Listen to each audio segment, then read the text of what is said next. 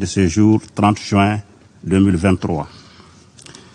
Il note la suite favorable que le Conseil de sécurité a réservée à sa demande de retrait sans délai de la MINUSMA. Les raisons profondes de cette demande de retrait de la MINUSMA ont été données le 16 juin 2023 à cette même tribune du Conseil par son Excellence M. Abdoulaye Diop, ministre des Affaires étrangères et de la coopération internationale de la République du Mali. Tout en reconnaissant que la MINUSMA n'a certes pas atteint son objectif fondamental d'appui aux efforts du gouvernement à la sécurisation du pays, le peuple et le gouvernement de la République du Mali saluent toutefois sa contribution dans d'autres domaines, notamment en matière d'assistance humanitaire, sociale et les missions de bons offices du représentant spécial du secrétaire général. Le gouvernement du Mali note qu'au terme de la résolution adoptée aujourd'hui, le processus de retrait de la MINUSMA commencera dès le 1er juillet pour se terminer le 31 décembre 2023. Le gouvernement de la République du Mali tient et veillera au respect des engagements pris à cet égard. En tant que gouvernement responsable, les autorités maliennes s'engagent à coopérer étroitement avec le secrétariat des Nations Unies et la MINUSMA dans le cadre de la mise en œuvre diligente de cette résolution, et ce, dans les délais impartis.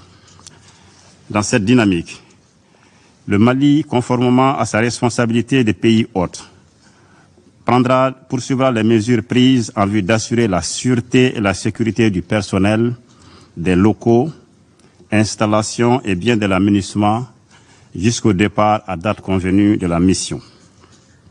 Par ailleurs, je tiens à rassurer de l'engagement total du gouvernement du Mali à poursuivre sans relâche sa mission régalienne de protection des populations civiles et des biens sur l'ensemble du territoire national.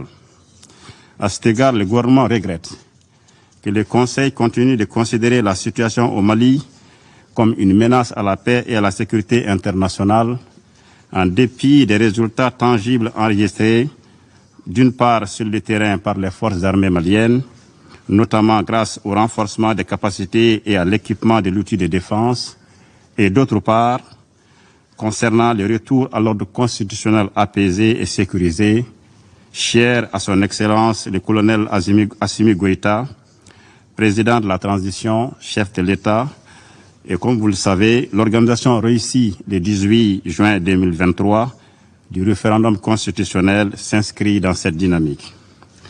Le gouvernement du Mali s'engage également à poursuivre de manière efficiente et diligente la mise en œuvre de l'accord pour la paix et la réconciliation au Mali issu du processus d'Alger, en collaboration avec les mouvements signataires qui le souhaitent, en vue d'une paix, d'une réconciliation nationale et d'une stabilité durable dans notre pays et pour les bénéfices des populations maliennes.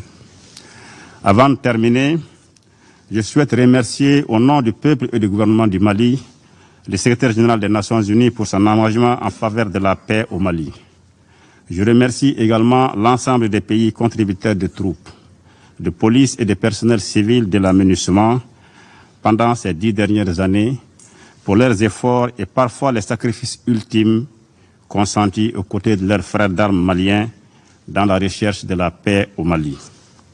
Que l'ensemble des États membres trouvent ici l'expression de la gratitude du peuple et du gouvernement du Mali pour leur contribution multiforme à la MINUSMA.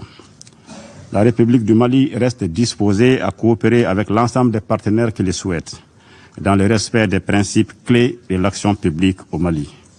Je rends hommage à la mémoire de toutes les victimes de cette crise, civiles comme militaires, étrangères comme maliennes, tombées au champ d'honneur au Mali, et je vous remercie de votre aimable attention. Je remercie le représentant du Mali pour sa déclaration. Il n'y a plus de demande de parole sur la liste d'orateurs.